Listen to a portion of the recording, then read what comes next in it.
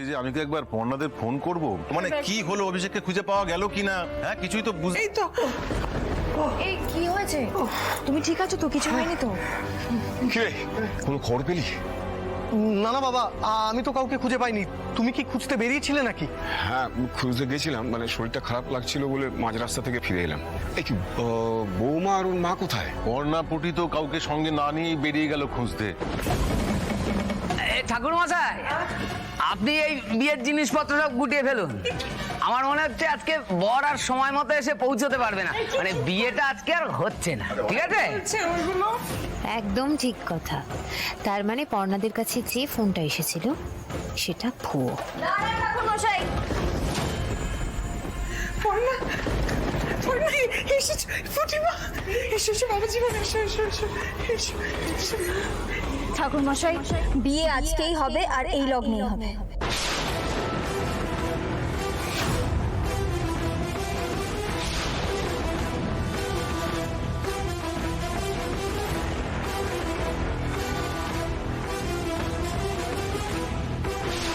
এটা কি করে সম্ভব? এটা কি করে হতে পারে? পর্ণা এবারেও জিতে গেল। আর কোনো বাধা নেই ঠাকুর মশাই, আপনি বিয়ের প্রস্তুতি শুরু করুন। রবি তুই ঠিক আছিস তো? আমি মানে কি টেনশনে পড়ে গেছিলাম বলতে, কি করে এরকমটা হলো বলতো? আচ্ছা তুই মার কাছে আমি কি জবাব দিতাম একবার ভেবে দেখেছিস?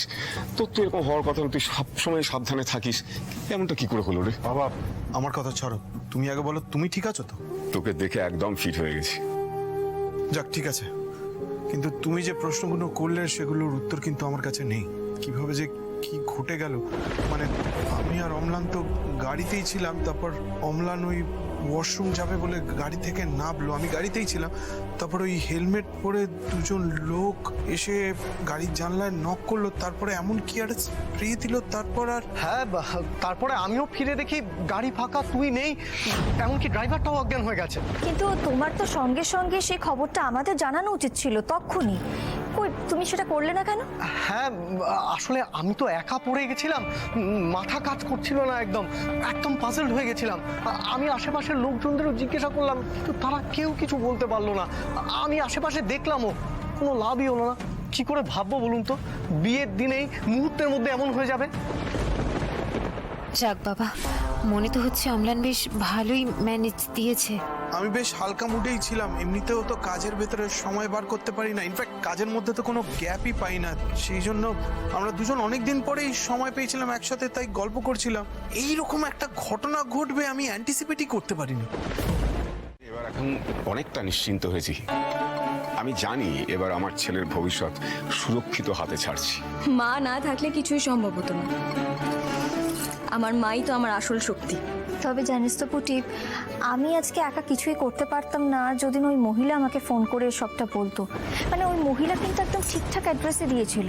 ওই বাইপাসের ধারে বিজয়নগরের মোড়ে একটা গোডাউনে কিন্তু অভিষেককে বন্দি করে রাখা হয়েছিল।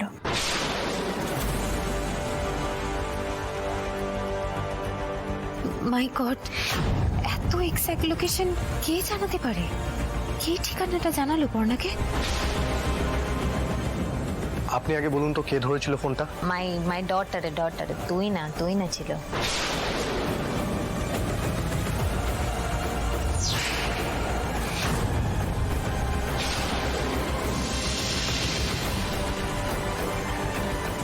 Why you have received my phone? কেন ফোন রিসিভ করেছিলি? যাও এখান থেকে, যাও।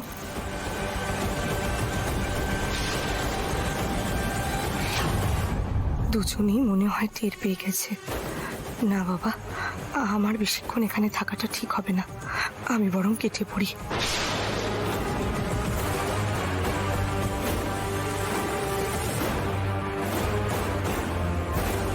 তার মানে তুই ঘরের শত্রু বিভীষণ। আজ দেখি তোকে আমার হাত থেকে কে বাঁচায়।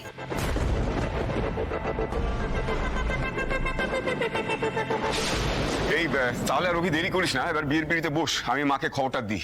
আচ্ছা এই বিজন বাবু কোথায়? বিজন বাবু? না, ওই নামে তো আমাদের বাড়িতে কেউ থাকে না। অর্ণাদের অ্যাড্রেস কে দিয়েছে? আমি কি করে একটা ঠাস করে চড় মারবো না তোমায়?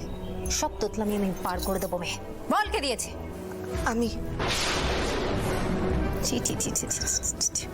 ছি তুই না ছি, এটা তুই কি করেছিস? হ্যাঁ, তুই জানিস তুই কি করেছিস? তোকে আমি এই জন্য এই বাড়িতে এনেছিলাম, আমার সমস্ত প্ল্যান ভেস্তে দেওয়ার জন্য এনেছিলাম। বল মা, তুমি যে সব সময় সবকিছু ঠিক করো এটার তো কোনো মানে নেই, তাই না? তুই আমাকে জ্ঞান দিচ্ছিস তুই না? হ্যাঁ, তুই নিজের লাইফ নিয়ে এতটা কনফিউজ কেন বলতো? আচ্ছা, তুইও তো চেয়েছিলি যাতে এই বিয়েটা না হোক, এই নিয়ে তো আমাদের মধ্যে কথাও হয়েছিল। তারপরেও এটা তুই কেন করলি? কেন করলি বল? বিট্রেয়ার। হ্যাঁ, প্রথমে আমিও চেয়েছিলাম যে এই বিয়ে ভেঙে যাক, ভেস্তে যাক, ওই মেয়ে কাঁচ খেয়ে হাসপাতালে ছুটুক, কোনো মতেই যেন এই বিয়ে না হয়। কিন্তু সেটার এফেক্ট যে গোটা ফ্যামিলিটার উপর পড়বে, অভিষেকের কিছু হলে সেটার ফল যে এভাবে এসে পড়বে আমি ভাবতে পারিনি। ট্রাস্ট মি মা, তুমি বিশ্বাস করো, অর্পণ যে এইভাবে কষ্ট পাবে, এতটা ভেঙে পড়বে আমি ভাবতে পারিনি। আমি সত্যি অনেক বড় একটা ভুল করতে গেছিলাম। আজকে দিদি যদি সত্যি কাঁচের গুঁড়ো মাখা দই চিড়ে খেয়ে হাসপাতালে ছুটতো, আমি তো নিজেকে কখনো ক্ষমা করতে পারতাম না। আমি সেটা পরে ভেবে দেখেছি। আসলে কি জানো তো মা, যতই যাই করি না কেন, অর্পণকে এভাবে কষ্ট পেতে দেখলে, এতটা ভেঙে পড়তে দেখলে আমার সত্যিই খুব খারাপ লাগে। আমার খুব কষ্ট হয়। আমি অর্পণকে এভাবে কষ্ট পেতে দেখতে পারছিলাম না, তাই বলে দিয়েছিলাম।